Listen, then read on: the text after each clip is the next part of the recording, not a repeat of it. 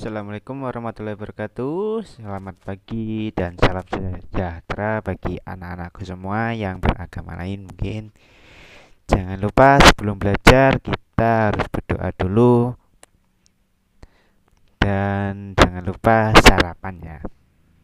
Yang paling penting juga sarapan. Kalau tidak sarapan pasti kalian akan tidak konsen saat belajar. Oke. Di pertemuan kedua ini kita akan membahas tetap hakikat bangsa dan negara. Tapi di pertemuan kedua ini kita akan bahas ini. Memahami hakikat bangsa dan negara Kesatuan Republik Indonesia. Kompetensi dasarnya ini mendeskripsikan hakikat negara dan bentuk-bentuk kenegaraan. Maaf ya, ada sponsor. Oke. Nih. Ya, sebelum kita saya mulai pelajaran, jangan lupa kayak tadi doa, makan, dan persiapkan semua yang dibutuhkan. Dan jangan lupa jaga kesehatan supaya kita terkena pandemi. Oke, lanjut ya.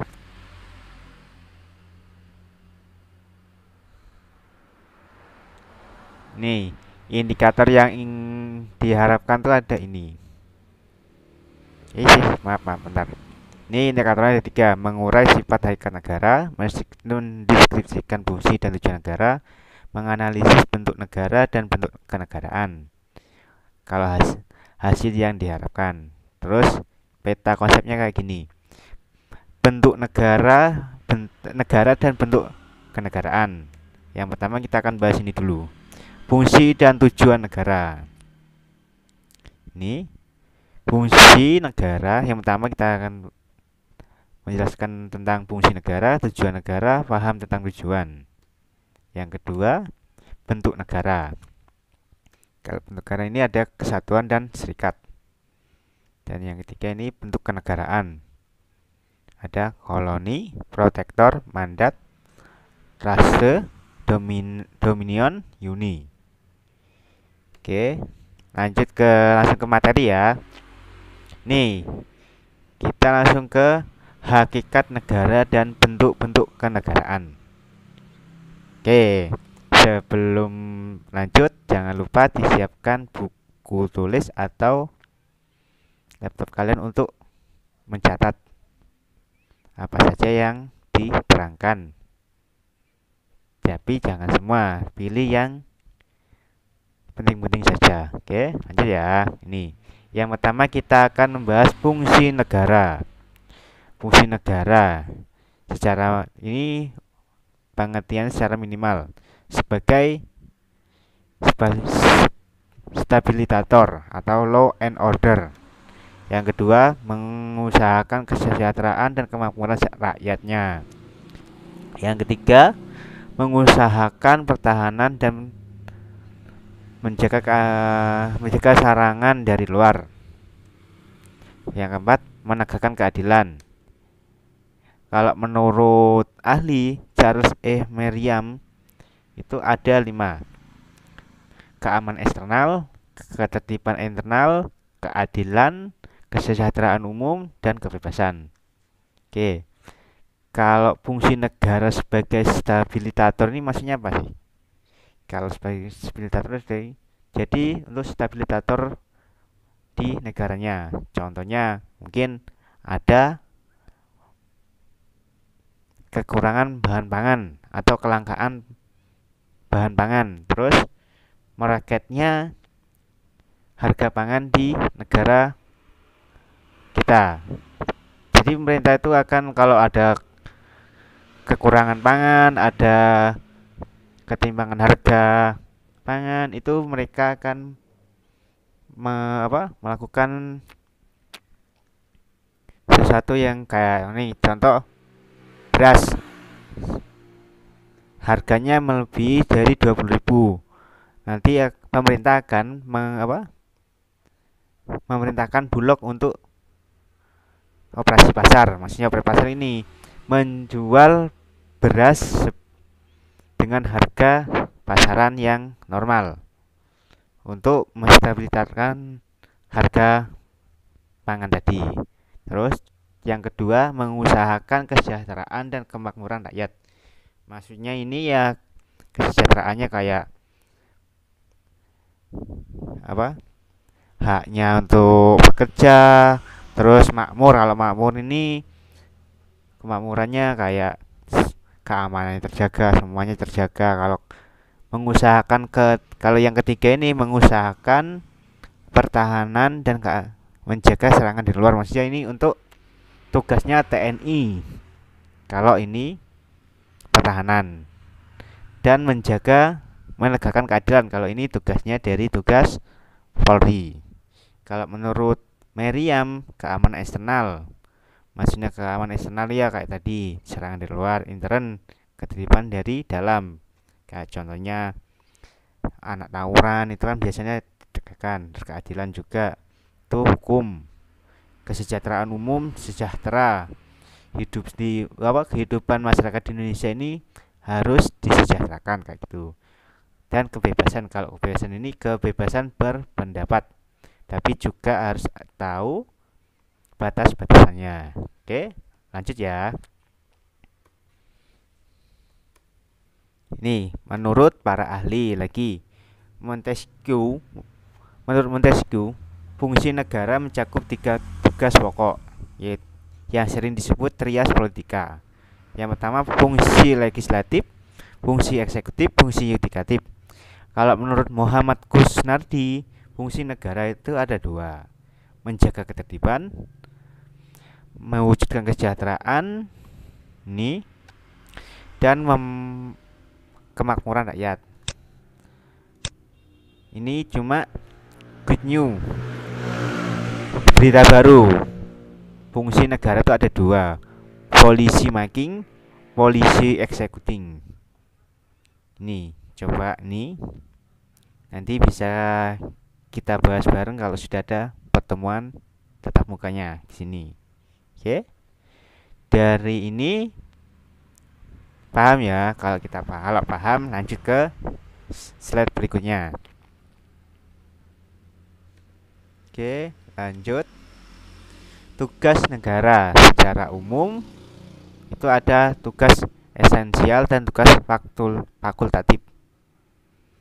Pandangan lain tentang tugas negara yaitu mengendalikan dan mengatur gejala kekuasaan sosial yang bertentangan satu dengan yang lainnya agar tidak membahayakan. Yang kedua, mengorganisasikan dan mengintegrasikan kegiatan manusia dan golongan ke arah tercapainya tujuan dari masyarakat seluruhnya. Ini untuk apa?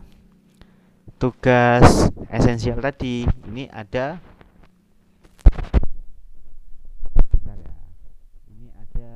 pengertiannya. Kalau esensial itu ini fungsi esensial adalah fungsi yang harus dimiliki negara demi kelanjutan negaranya. Contohnya pemilihan angkatan perang, terus kepolisian, pengadilan, terus hubungan luar negeri dan pungutan pajak. Kalau tugas fakultatif adalah meningkatkan kesejahteraan umum, terus baik moral, intelektual, sosial maupun ekonomi. Contoh menjamin kesejahteraan fakir miskin. Kalau yang tugas kedua ini, kalau paham yang ini bawahnya pasti kalian sudah paham. Oke, lanjut ya untuk materi selanjutnya. Yang kedua ini tujuan negara. Yang kedua, kita masuk ke tujuan negara. Tujuan masing-masing negara sangat dipengaruhi oleh tata nilai sosial budaya, kondisi geografis, sejarah terbentuknya, serta politik dari penguasa yang bersangkutan. Kalau tujuan negara ini satu negara dan negara lain tuh beda-beda, enggak sama.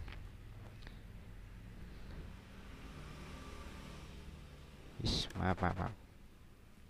Nih, pada umumnya suatu negara didirikan dengan tujuan untuk menciptakan kesejahteraan, mewujudkan ketertiban dan ketentraman, semua rakyat menjadi bagiannya. Kalau tujuan umumnya, tujuannya ini tadi beda-beda. Kalau tujuan negara Indonesia tuh mencerdaskan kehidupan bangsa, terus ikut melaksanakan ketertiban dunia, mensejahterakan kehidupan sosial. Itu contohnya kalau di tujuan negara Kesatuan Republik Indonesia. Dan juga Bapak mau tanya dulu, tujuan negara kita itu tercantum di mana sih? Coba kalian sebutkan di mana. Tepatnya tercantumnya di mana? Oke, lanjut ya. Lanjutannya ini. Kalau ini pandangan para ahli tentang tujuan negara. Ajaran Plato, negara bertujuan untuk memajukan kesusilaan manusia sebagai perseorangan individu, sebagai makhluk sosial dan sebagai makhluk sosial. Kalau ajaran negara kekuasaan, menurut Masil dan Sheng Yang, negara bertujuan untuk memperluas kekuasaan semata-mata. Kalau ini ajaran teokratis, kedaulatan Tuhan, tujuan negara untuk mencapai penghidupan dan kehidupan aman dan tentram dengan taat kepada dan di bawah pimpinan Tuhan. Maksudnya taat kepada Tuhan dan di bawah pimpinan Tuhan. Contohnya ini menurut T. Aquinas Agustinus. Kalau menurut Immanuel Kant, ajaran negara hukum. Negara bertujuan untuk menyelenggarakan ketertiban hukum dengan berdasarkan dan berpedoman kepada hukum. Kalau yang kelima, menurut Mr. R. Karenburg, maaf ya, agak sulit. Negara kesejahteraan. Tujuan negara adalah mewujudkan kesejahteraan umum. Ini menurut pandangan para ahli tentang tujuan negara, beda-beda. Oke, lanjut ya. Sekarang kita masuk ke teori tentang negaranya. Teorinya ini ada sini. Ada fasisme. Bentar ya. Kata fasisme berasal dari kata pasio, kelompok politik. Muncul istilah pasio de combattimento atau barisan tempur yang dipraktikkan di Italia pada zaman B. Mussolini 1883 sampai 1945. Pandangan fasisme ini, negara bukan ciptaan rakyat melainkan ciptaan orang kuat. Negara wajib menggembleng dan mengisi jiwa rakyat secara totaliter, diktator dan nasionalisme. Kalau teori fasisme ini tentang negara ini, negara itu bukan ciptaan rakyat, tapi ciptaan orang yang terkuat. Contohnya itu kayak di kerajaan, yang megang tangan yang terkuat itu raja, contoh gitu. Semua warga negara itu wajib menaati semua peraturan yang ada di negara tersebut. Contohnya rakyat harus totaliter, kayak yang sekarang tuh contohnya di Korea Utara, diktator dan nasionalisme. Kalau diktator ya tadi kekuasaan ada di satu orang, diktator. Terus nasionalisme itu semuanya, semua negara mesti ada. Oke, lanjut ya ke teori berikutnya. Ini masih di ciri-cirinya. Ciri-ciri negara fasis ditandai oleh kediktatoran satu partai yang kaku. Contohnya di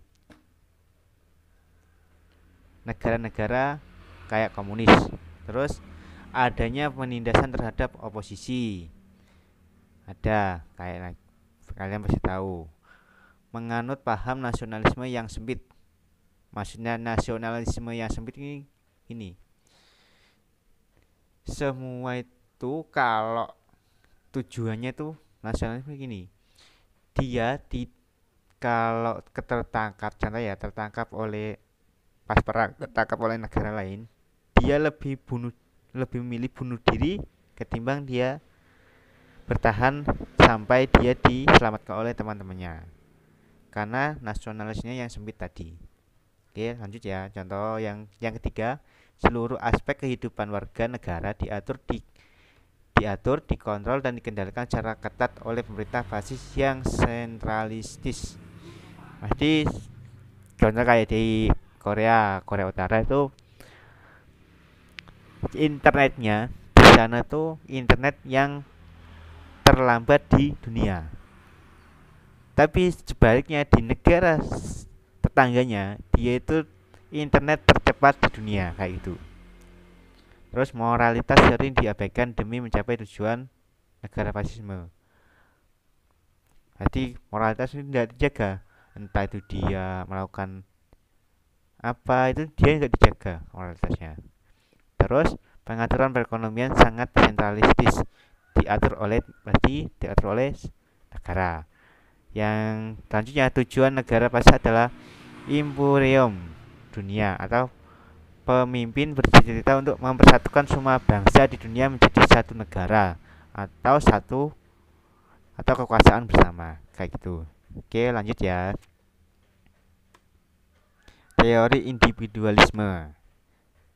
Kalau teori ini, individualisme itu kalian pasti tahu. Perjuangan menuju kebebasan atau liberalisme. Negara hanya berfungsi sebagai penjaga malam. Kalau individualisme di teori kenegaraan. Dalam arti ekonomis bahwa kebebasan dalam kehidupan ekonomi tidak boleh dibatasi pemerintah atau masyarakat. Dalam arti politis, negara ada untuk individu, bukan individu untuk negara. Contoh individualisme ini semua orang itu bebas melakukan kegiatannya masing-masing. Contohnya itu biasanya yang individualisme ini di Eropa kebanyakannya. Pasti kalian sudah tahu hal di Eropa tuh kehidupannya bagaimana kan tahu. Terus dalam arti ekonomis, semua orang itu boleh berkegiatan ekonomi, tidak ada pembatasan dari pemerintah atau masyarakat sekitarnya. Dalam arti politis, negara untuk individu berarti ini negara itu ada untuk melayani individu-individu yang ada di dalam negaranya, bukan individu yang melayani negaranya. Kayak itu contohnya. Oke, lanjut ya. Yang selanjutnya teori sosialisme. Aduh, maaf. Maaf, maaf, maaf. Sosialisme ini bentar ya. Sosialisme menentang kemutlakan milik pribadi dan menyokong pemakaian milik pribadi tersebut untuk kesejahteraan umum. Jadi, sosialisme ini itu semua kayak gini. Contohnya kita punya tetangga, punya mobil, kita bisa pakai mobil tetangga tersebut tanpa izin boleh kalau sosialisme. Dan kalau izin pun harus diizinkan. Karena ini kemutlakan pribadi dan menentang kemutlakan milik pribadi. Berarti kita semua bisa tukar-tukar. Kayak gitu. Contohnya tukar. Nah, itulah nanti. Maaf, terus lanjutnya ya, sosialisme sebagai tahap transisi menuju komunisme. Pada tahap komunisme, milik pribadi, kelas-kelas dan negara benar-benar dihapus. Sarana-sarana produksi dimiliki secara bersama-sama negara tanpa kelas. Maksudnya gini, sosialisme ini tahap-tahap transisi menuju komunis. Berarti gini, contohnya tadi semua milik kita dan milik tetangga itu milik bersama. Itu contohnya gitu. Entah itu barang, entah itu hak milik lainnya, itu semuanya milik bersama. Jadi kalau mereka mau pakai milik kita tidak bisa marah.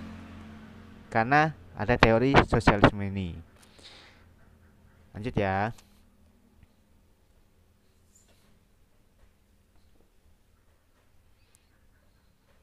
Nih, persamaan dan perbedaan antara sosialisme dan komunisme. persamaan sosialisme dan komunisme. Negara mempunyai hak campur tangan dalam berbagai segi kehidupan masyarakat. Nih, kalau persamaannya ini. Kalau perbedaannya, sosialisme negara masih mengakui hak milik pribadi. Alat produksi terbatas untuk menciptakan kesejahteraan. Negara menggunakan cara damai. Keberadaan negara diperlukan untuk selama-lamanya. Kalau sosialisme, kalau komunis, negara melakukan hak milik pribadi atas produksi. Untuk mencapai kesejahteraan bersama secara revolusioner, negara menghalalkan segala cara. Kalau tadi kan cara damai, ini segala cara. Kalau yang ketiga, keberadaan negara hanya sementara waktu diperlukan. Ini persamaan dan perbedaannya. Nanti bisa kalian jelaskan lagi. Nanti kalau ada pertanyaan bisa tanyakan ya. Oke, lanjut. Teori integralistik. Kalau paham integralistik adalah peranggapan bahwa negara didirikan bukan hanya untuk kepentingan perorangan atau golongan tertentu saja, tetapi juga untuk kepentingan seluruh masyarakat negara yang bersangkutan. Ini yang pertama. Terus paham integralistik Indonesia pertama kali dikemukakan oleh Profesor Dr. Supomo, merupakan aliran pemikiran yang paling sesuai dengan karakteristik bangsa Indonesia yang kekeluargaan. Gagasan ini kemudian menjadi dasar terbentuknya tujuan negara Republik Indonesia seperti termaktub dalam pembukaan UUD 1945 alinea keempat. Ini teori yang integralistik ini dipakai oleh Indonesia di pembukaan ini tadi. Karena sesuai dengan ajaran yang sesuai dengan karakteristik yang ada di Indonesia. Nah, itu. Oke ya, lanjut ya untuk ini. Teori integralistik ini pasti kalian sudah paham. Kita menuju ke sub yang terakhir, yaitu sub bentuk negara dan bentuk kenegaraan. Kalau bentuk negara ini jika ditinjau dari sifat hubungan dan cara pengelolaan suatu negara baik ke dalam maupun keluar, maka dapat dibedakan antara bentuk negara dan bentuk kenegaraan. Ini bentuk negara dan bentuk kenegaraan. Kalau bentuk negara itu apabila hubungan atau ikatan itu merupakan suatu negara. Pengertiannya bentuk negara. Contohnya negara kesatuan dan negara serikat. Masih ada lagi. Tidak apa-apa. Nah, kita jelaskan ini dua. Kesatuan dan serikat. Kalau bentuk kenegaraan, apabila hubungan dan ikatan itu tidak merupakan suatu negara. Maksudnya ini pengertiannya. Contoh perserikatan negara, daerah mandat dan lain-lain. Itu bentuk kenegaraan. Nanti kita jelaskan masing-masing ya. Oke, kita langsung masuk ke bentuk negara. Bentuk negara itu ada dua. Yang pertama kita jelaskan negara kesatuan. Negara kesatuan adalah negara merdeka dan berdaulat dan pemerintahannya diatur oleh pemerintah pusat. Negara kesatuan ada sentralisasi dan desentralisasi. Contohnya itu ada di Indonesia. Negara Kesatuan Republik Indonesia NKRI. Ini pemerintahnya terpusat kalau Indonesia di Jakarta, tapi juga ada sentralisasi dan desentralisasi di daerah-daerah, contoh di provinsi dan kabupaten, kota kayak gitu. Lanjut ya, yang kedua ini negara serikat. Kalau negara serikat ini merupakan gabungan beberapa negara bagian tidak berdaulat yang menyerahkan sebagian urusannya kepada pemerintah pusat yang menyangkut kepentingan bersama dalam beberapa urusan. Jadi ini kalau negara serikat tuh negaranya tuh ada beberapa negara bagian. Contohnya dulu ada di Indonesia pada saat apa ya? Sebentar, pada saat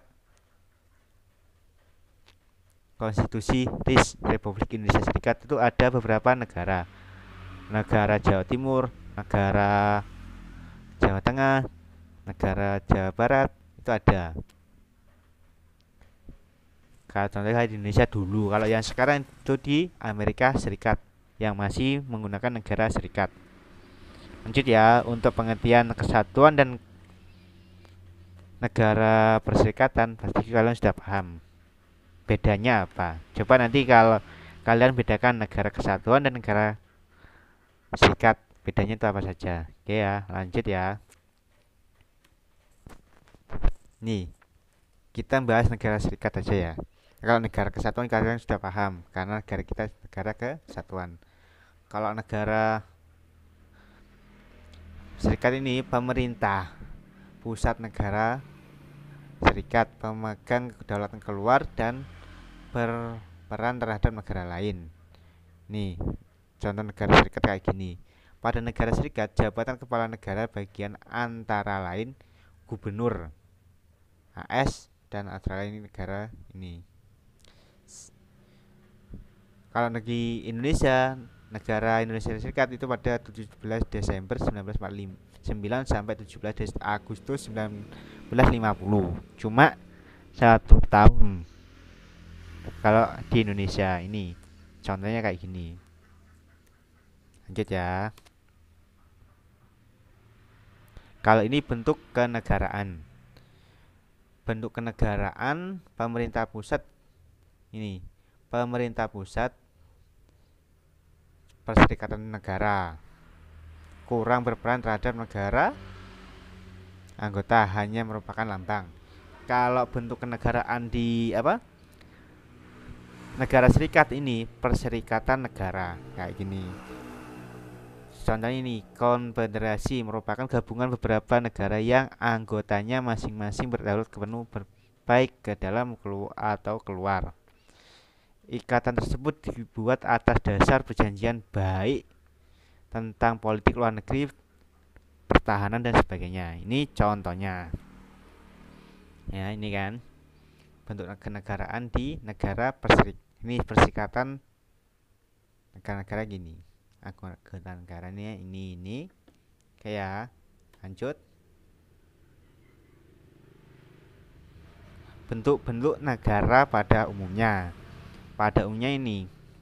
Yang pertama koloni, kedua protektor, tiga mandat, keempat truste atau perwakilan, dominion, unity. Unity pun ada tiga, unipersonal, uniril, terus bentar. Uni jui generali. Yang pertama kita akan menjelaskan koloni. Apa sih itu koloni? Kalian pasti tahu kalau koloni itu gini. Kita jelaskan koloni itu contoh yang termudah itu koloni smooth kayak itu. Koloni merupakan suatu negara menjadi jajahan negara lain. Dalam negara koloni, urusan politik, hukum, pemerintah masih terikat dengan negara yang menjajahnya. Contoh Indonesia itu koloni. Kalau dulu contohnya itu di Indonesia pada saat penjajahan Belanda itu masih koloni, bisa koloninya itu koloni Belanda. Kalau koloni kayak tadi urusannya itu semuanya diserahkan ke negara penjajahnya. Oke, lanjut ya. Yang kedua protektorat.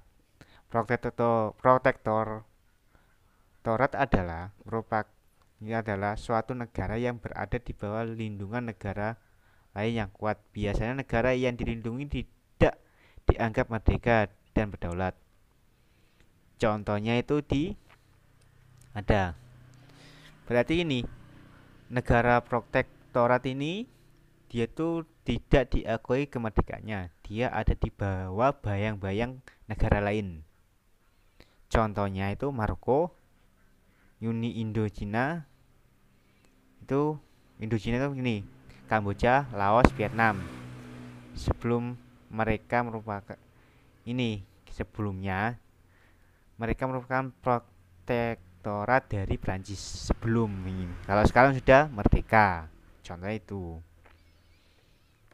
Oke, paham ya?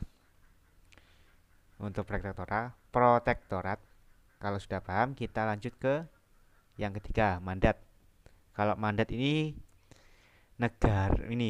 maksudnya negara yang sebelumnya merupakan jajahan dari negara-negara yang kalah dalam Perang Dunia I dan diletakkan di bawah perlindungan negara-negara yang memang menang perang dengan pengawasan Dewan Mandat LBB. Maksudnya ini Perang Dunia ke-1. Contohnya yang dulu itu Kamerun bekas penjajahan Jerman menjadi mandat Prancis. Tuh contohnya. Oke, paham ya? Untuk tadi.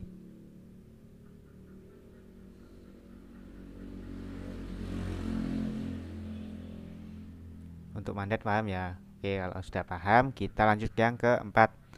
Truste atau perwakilan. Truste merupakan wilayah jajahan dari negara-negara yang kalah perang dalam Perang Dunia Kedua dan berada di bawah lindungan Dewan Perwakilan PBB serta negara yang menang perang. Contohnya dulu itu Papua Nugini merupakan bekas jajahan negara Inggris, berada di bawah lindungan PBB sampai dengan 1975. Sekarang sudah tidak di bawah perlindungan PBB. Dia sudah bukan perwakilan lagi ya. Untuk perwakilan kayak ini tadi. Paham ya untuk perwakilan? Kita lanjut yang dominion yang kelima. Dominion ini negara adalah negara yang sebelumnya jajahan Inggris dan kemudian mereka berdaulat serta mengakui raja atau ratu Inggris sebagai rajanya, lambang persatuan. Dominion khususnya dalam lingkungan kerajaan Inggris saja. Tapi contohnya ini. Kalian pasti kalau di kayak sepak bola apa itu ada Inggris tuh biasanya ada dua benderanya. Ada bendera Inggris sendiri dan ada bendera lagi. Itu namanya the British Commonwealth of Nations, negara-negara persemakmuran Inggris. Itu ada negaranya. Ada bendera sendiri. Contohnya persemakmuran India, Selandia Baru, Australia, Malaysia, Afrika Selatan dan Kanada. Itu yang masih mengakui rajanya itu dari Inggris kayak itu. Untuk dominion. Paham ya untuk dominionnya? Kalau paham kita lanjutkan terakhir. Materi yang terakhir yaitu uni. Uni adalah gabungan dua atau lebih negara yang merdeka dan berdaulat dengan satu kepala negara yang sama. Contohnya itu ada di kalau yang uni ini ada di Uni Eropa, terus Uni Emirat Arab. Terus itu contohnya. Kalau ini uni itu ada dibagi menjadi tiga. Yang pertama itu uni personal. Kalau uni personal yaitu gabungan antara dua negara yang kebetulan mempunyai raja yang sama sebagai kepala negara. Contohnya uni Uni Emirat Arab. Itu negaranya satu. Cuma rajanya satu, cuma negaranya dua atau lebih kayak itu. Terus yang kedua itu ini maaf kepencet dulu. Ini ya. Ini terakhir materi terakhir Uniril ini real union atau real union. Real union ini yaitu gabungan antara dua negara atau lebih yang terjadi pembagian bersama terhadap beberapa beberapa lembaga negara. Nanti lembaga negaranya itu negaranya ada satu, ada dua atau lebih, tapi lembaganya tuh jadi satu, mengurusi. Makanya kalau lembaga DPR itu mengurusi 3 negara, kayak gitu contohnya. Paham ya untuk Uniril ya. Kalau yang selanjutnya, yang terakhir, Uni, bentar, Unigel Generalship ini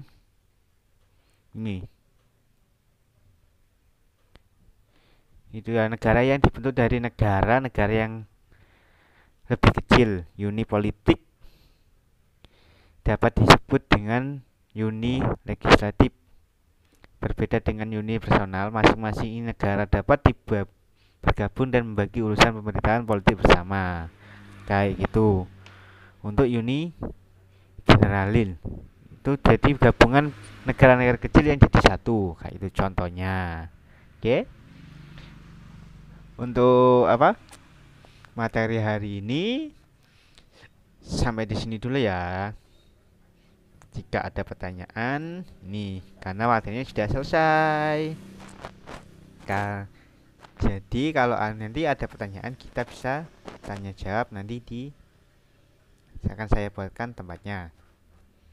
Jadi untuk materi ini saya akhiri sampai sini karena waktunya juga sudah habis. Jangan lupa materi-materi yang penting dicatat. Nanti mudah-mudahan pandemi ini sudah berakhir dan kita bisa langsung tatap muka secara langsung. Oke, akhiri ya. Sampai akhiri. Assalamualaikum warahmatullahi wabarakatuh. Semangat pagi.